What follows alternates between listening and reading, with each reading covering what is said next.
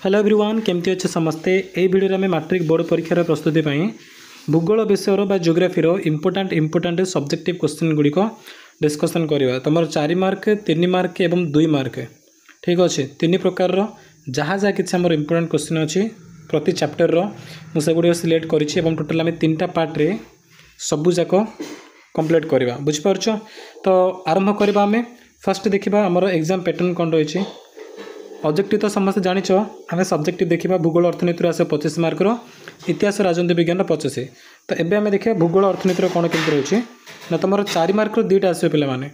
4 mark 2टा केवल भूगोल आसो आ प्रति प्रश्न से और दे बुझीपार ना अल्टरनेटिव लिखाई मैंने कौन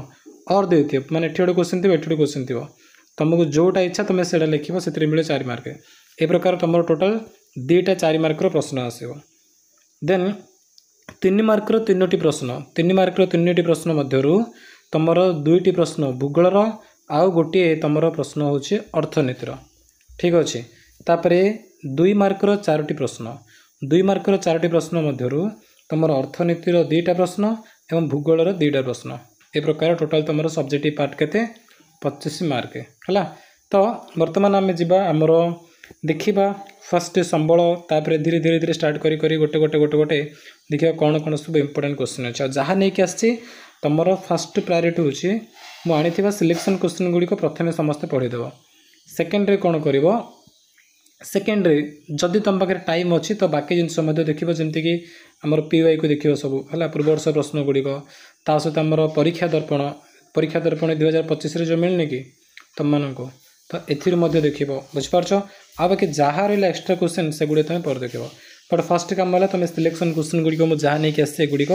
प्रथम पढ़ी शेष करदेव बुझीपार। तो चलो डेरी करवानी स्टार्ट करवा आज वीडियो को। प्रथम अध्याय संबल फास्ट देखा आम देख प्रथम अध्याय संबल जो आम चैप्टर 1 अच्छे प्रथम पाठ से हूँ संबल और तार विकास संबल और तार विकास देख मुझे तुम सब जगह कंबाइन करनी आसी से 4 मार्क हो 3 मार्क हो कि 2 मार्क हो सब प्रकार प्रश्न मुझे नहीं आसे। फास्ट तुम देखिए कौन पार्थक्य दर्शाओ व्यक्तिगत संबल गोष्ठीगत संबल जैव संबल अजैव संबल ये पार्थक्यटा भल देख दी जाकर बट ए भितर बेस इंपोर्टेंट होमर कौन ना व्यक्तिगत संबल गोष्ठीगत संबल यहाँ प्रति वर्ष प्राय परीक्षा आसी था क्वेश्चन ठीक अच्छे बट दी तुम पार्थक्य दर्शा पढ़ीदेव तापर संबलर विशेषता पढ़ नेक्स्ट यह संक्षिप्त टिप्पणी मान 2 मार्क भाव में पढ़ी संबल भंडार विषय हो संबल संरक्षण कले कौन बुझ धारण विकास कौन बुझ मानव संबल कौन बुझ मानव संबल कहीं गुरुत्वपूर्ण मानव संबल मनुष्य कहीं संबल षष्ठा कहुए बुझिपार ना। तो मानव संबल को लेकिन तुम ये प्रकार पढ़ी पार यह सब कौन तुम 2 मार्क वाले आसो मानव संबल 2 आसपे कि 3 मार्क भी आसपे। तापर आसला कौन आमर भरण अनुसार संबलर वितरण यहाँ मतलब लंग क्वेश्चन आसे ये गोटे इंपोर्टेंट अच्छे ए पाठर 4 मार्क वाले भरण अनुसार संबल को वितरण कर प्रकार कौन कौन सब से मालिकाना भितर भी संबल को विभागकरण कर विषय आलोचना कर टाइप भरण अनुसार जमी कर मालिकाना अनुसार भी सेमती तार सब कह टाइप्स गुड़िक जहाँ जहाँ प्रकार अच्छे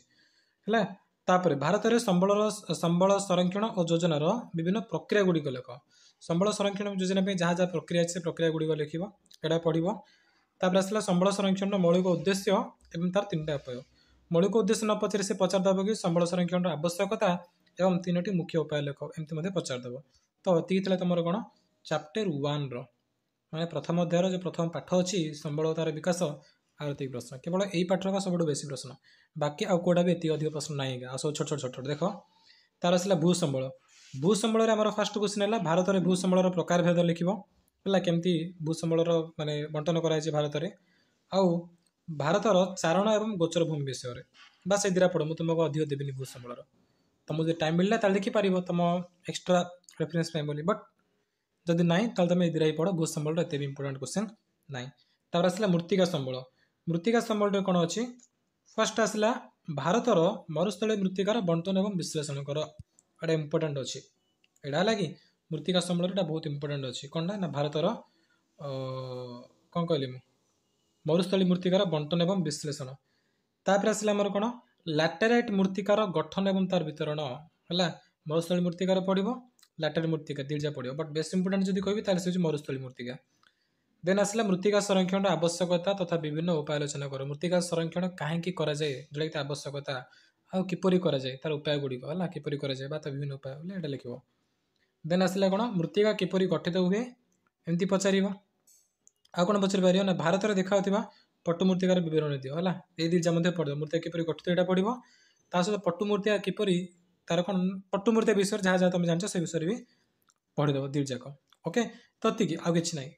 मुझे ना तुमको ना चैप्टर 1 सब बेस प्रश्न बाहर तुम आ बाकी जो अच्छी एगुड़ी तुम अल्प अल्प बेस इंपोर्टेंट ना जहाँ जहाँ इंपोर्टेंट मुझे गुड़िक नहीं आसे तुम सब पढ़ी पार